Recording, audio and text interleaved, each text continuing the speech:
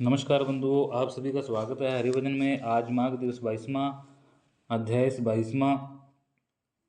ओम श्री गणेशाय नमः। तो लोमस जी ने कहा कि एक समय देवयुति नामक वैष्णव ब्राह्मण था। उसने पिशाच को मुक्ति दिलाई। वेद निवि ने पूछा, हे मुने, उस देव दूत ने कौन सा और कितने बताइए कि उसने पिशाच को किस तरह से मुक्ति दिलाई। लोमस जी बोले कि हे विप्र, देवदूति का आश्रम सरस्वती के तट पर था। वहाँ सभी तरह के पवित्र वृक्ष थे। इस प्रकार फल फूल वाले वृक्षों, पौधों एवं लताओं से होने पर वह स्नान अति रमणीक बन गया था। सुंदर कुंजों के होने पर उस आश्रम के आसपास सदैव सुंदर पक्षी मंडराते रहते थे। छोटे छोटे पशु घूमते रहते थे। वहाँ तक का वातावरण परम शांत एवं मनोहर था। देवदूति के पिता ने उग्र तपस्या के द्वारा भगवान विष्णु को प्रसन्न करके पुत्र को वर द्वारा प्राप्त किया। देवदूति परम धर्मात्मा श्रेष्ठ ब्राह्मण था। वह नियम पूर्वक गर्मी में तपते हुए सूरज की ओर नेत्र करके पंचाग्नियों को प्रज्वलित कर तप करता। मूसलधार वर्षा में के समय बाहर खुले स्थल पर कड़कड़ाती बिजलियों के मध्य तप करता। पौष मास की कड़कड़ाती शीत में सरस्वती सरोवर के शीत जल में तप करता। वह परम तपस्वी था। उसका समय हरि आराधना, अग्निहोत्र, अतिथि सेवा एवं तपस्याओं में ही व्यतीत होता था। वह वेद ज्ञानी अपने आप टूट कर गिरे हुए फलों को बिनकर ही आहार करता था। इस प्रकार उसका शरीर कमजोर हो गया। इस प्रकार सहस्त्रों वर्ष व्यतीत हो गए।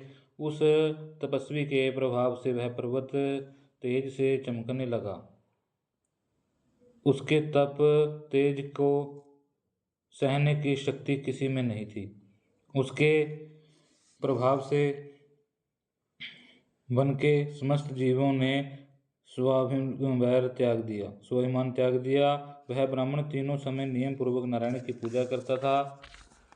हरिचरणों का ध्यान लगाकर सहस्त्रों सुगंध पुण्य खिले हुए कमल वेद मंत्रों का पाठ करता हुआ विष्णु के चरणों में अर्पित करता। इन समस्त कर्मों के द्वारा वह भगवान विष्णु को प्रसन्न करता। हे विप्रिय, महर्षि दधीचि के वरदान के कारण ही वह वैष्णव उस्थामा एक बार जब वह वैशाख की एकादशी को हरि पूजन के करने अद्भुत स्तुति कर रहा था, तो उसने प्रसन्न हो देवादिदेव भगवान स्वयं गरुड़ जी पर चढ़कर उसके सन्मुख प्रकट हो गए।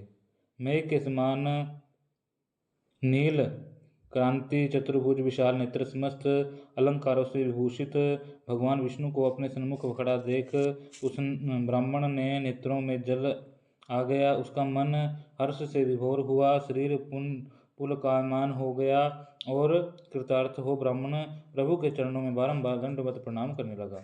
भगवान ने प्रसन्न होकर कहा कि हे देवदूति, तुम मेरे परम भक्त हो। हे निष्पाप, मैं तेरी तपस्या से प्रसन्न हूँ और तुम्हारे तुझ पर देने के लिए आया हूँ। जो चाहो वर मांग लो। प्रभु के वचन सुनकर उसने कहा कि हे प्रभु, आपके दर्शन से अधिक कोई वर नहीं है। योगी भक्त एवं ज्ञानी आपके दर्शन की ही कामना करते हैं। आपके दर्शन मात्र से प्राणी के समस्त बंधन कट जाते हैं। जब मुझे आपके दर्शन प्राप्त हो चुके हैं, अब मैं और क्या मांगूं। यदि हे स्वामी, आप मुझ पर प्रसन्न हैं और वर देना ही चाहते हैं, तो अपनी अचल भक्ति दें। एवमस्तु कहकर भगवान बोले कि ऐसा ही होगा। तेरी भक्ति में कोई विघ्न नहीं होगा। तुम्हारे इस पवित्र कथा को जो भी कोई पढ़ेगा और मेरी भक्ति प्राप्त होगी, उसको मेरी भक्ति प्राप्त होगी। उनके धर्म कार्य तथा इच्छा पूर्ण होगी। इतना कहकर भगवान अंतर्ध्यान हुए और देवदूति उसी समय से नारायण का ध्यान में रम गए। तो यह थी 22वें अध्याय की कथा। आगे आपको 23वें अध्याय की कथा सुनाएंगे, तो बने रहिएगा हरिभजन के साथ। अगर आपको कथा अच्छी लगी तो लाइक करना, कमेंट करना और शेयर अवश्य करना। अगर आप चैनल पर नए हैं तो हमारे हरिभजन चैनल को सब्सक्राइब अवश्य कर लेना, ताकि हम आपको ऐसी बहुत ही मधुर वाणी वाली कथाएं सुनाते रहें। आपके पुण्य का भागी बनते रहें। तो बोलिए हरिनारायण विष्णु भगवान की जय।